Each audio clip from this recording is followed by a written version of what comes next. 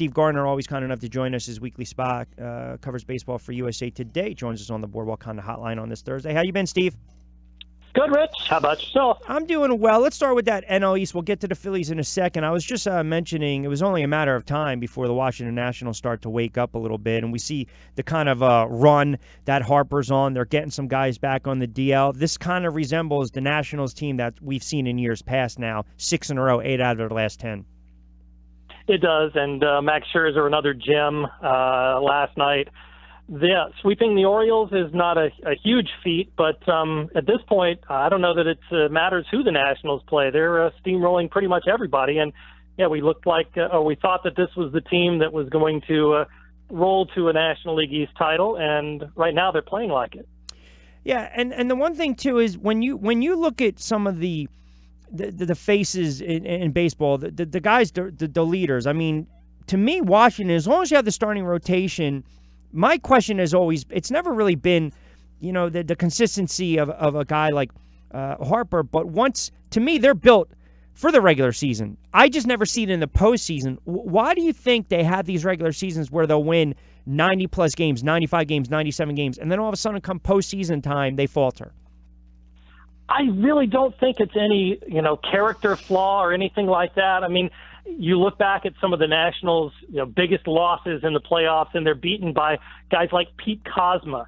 That's one of those things that just happens in the playoffs. And I think that they should have beaten the Cubs, but somehow or another, Chicago advances. I don't know that it was Dusty Baker's fault, but they've changed managers now, and so now it's up to Dave Martinez to see what he can do to get them over that hump. But I honestly, Rich, I don't know what it is. I don't think there's one fault or failure or curse or anything on this Nationals team.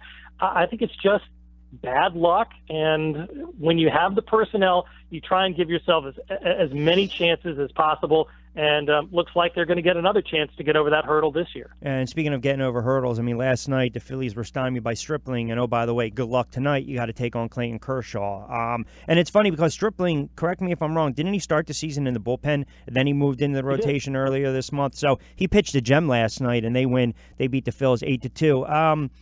That's a tough spot for the Phillies because you knew the Dodgers were kind of that wounded walking animal. And again, you got to go out on the West Coast, the late game. So they're trying to salvage the series. I'll tell you this, though. I think sometimes you just got to tip your hat to the opposition. And last night, I thought Stripling was flat out tremendous. Really kept him off balance. He mixed in his pitches well. The cutter slider was extremely effective. I mean, that's just a situation where the Phillies bats couldn't get going against a pitcher that pitched well. Yeah, he's just been phenomenal since going into that starting rotation. Something ridiculous like 35 strikeouts and 2 walks or something like that in 4 starts. He's been excellent, and really, he's been what the Dodgers have really needed because, again, injuries hit that pitching staff. And when Kershaw goes on the DL and Kenta Maeda goes on the DL, the Dodgers have been able to dip into that deep rotation, the deep collection of pitchers, and come up with guys like Walker Buehler and Stripling who've come in, and that's what teams need to do because the Dodgers, obviously with a slow start, getting back into the swing of things now and looking like a force there in the National League West. How about Eflin? I mean, he was hit hard last night. He threw a couple good pitches, but then he threw a couple bad pitches. But I go back, he comes up from AAA in early May, gives up just 1 run over 12 2/3 in his first 2 starts. Since then, he's made 3 starts. He's been tagged for 19 hits, 12 earned runs, and I think just under 14 innings. I thought he had a good shot of locking down that 5th spot in the rotation. I don't know. Is it just he's not ready? Is it maybe they might have to decide to go in a different direction? Or is this a case of just a young pitcher that's struggling right now? I think it's a combination of everything. He's getting hit and a little bit of bad luck against him, too. Some of those balls that fell into fielders' gloves in his first couple of starts are now starting to find, grass and become base hits.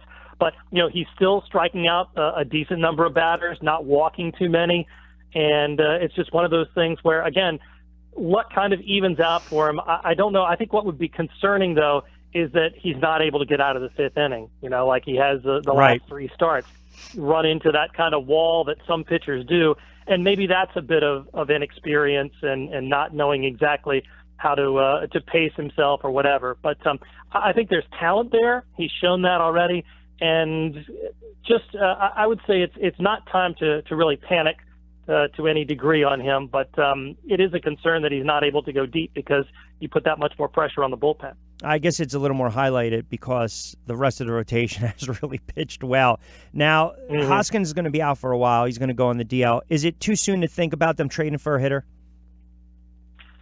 I think so. I mean, Altair and Williams can step right in. That's been one of the things, at the beginning of the season, there was a concern about a log jam of outfielders and not enough playing time to keep everybody fresh.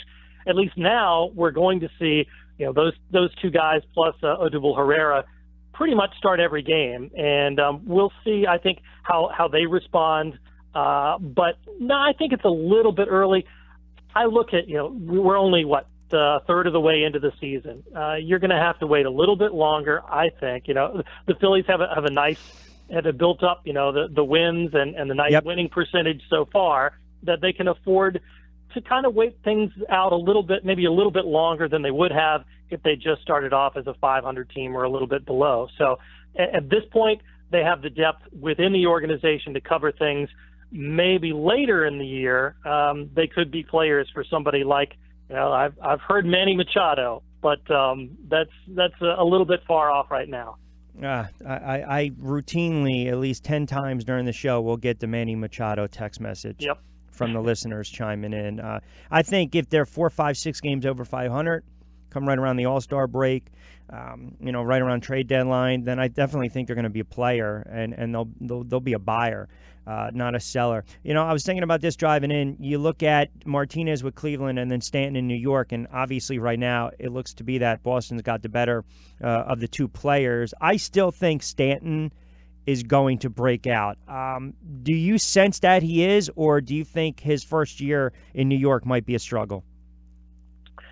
I think he's probably going to struggle for, to some degree all season long. We see players who've spent their entire career with one organization going to another in a different league. J.D. Martinez has had that experience, getting traded, getting released, from Houston and hooking up with another team and being able to adjust fairly easily. I think it's going to take a little bit longer, but still, Yankee Stadium is a great place for Giancarlo Stanton to be.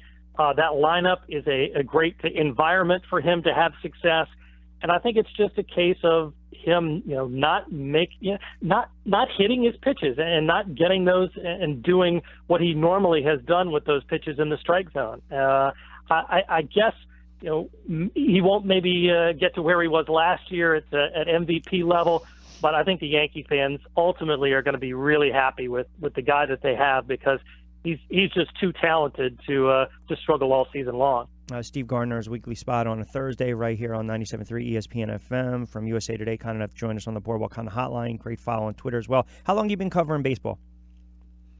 Oh, geez. I've been with USA Today and USAtoday.com since 98. So back in the home run chase of McGuire and Sosa. McGuire was when I started. That was the thing. Nobody wanted to do anything with baseball back then. It was kind of like an afterthought that nobody wanted to touch. No, it's funny. No, that's great. The reason I bring it up is because that's kind of too early stages with the internet. We've seen over the last several years what's transpired with social media. And all years covering baseball, I'm sure you're familiar right now with the Brian Colangelo story with the Philadelphia 76ers.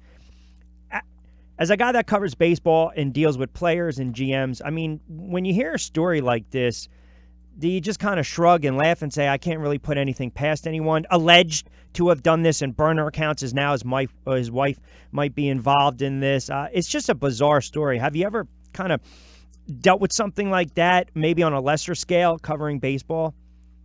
Well, I think the first thing that I thought of when I heard about that was, the scandal with the Astros and the Cardinals, where the guy stole the password. Yeah, that's right. The hacking. Yep, yeah. Wow. So, I mean, that was a pretty serious issue. And again, it's, that espionage of trying to figure out ways to manipulate other teams or the game, not so much on social media in that case, but again, using electronic media and all of that sort of thing to try and gain an advantage or do things, get things to work out in your favor somehow.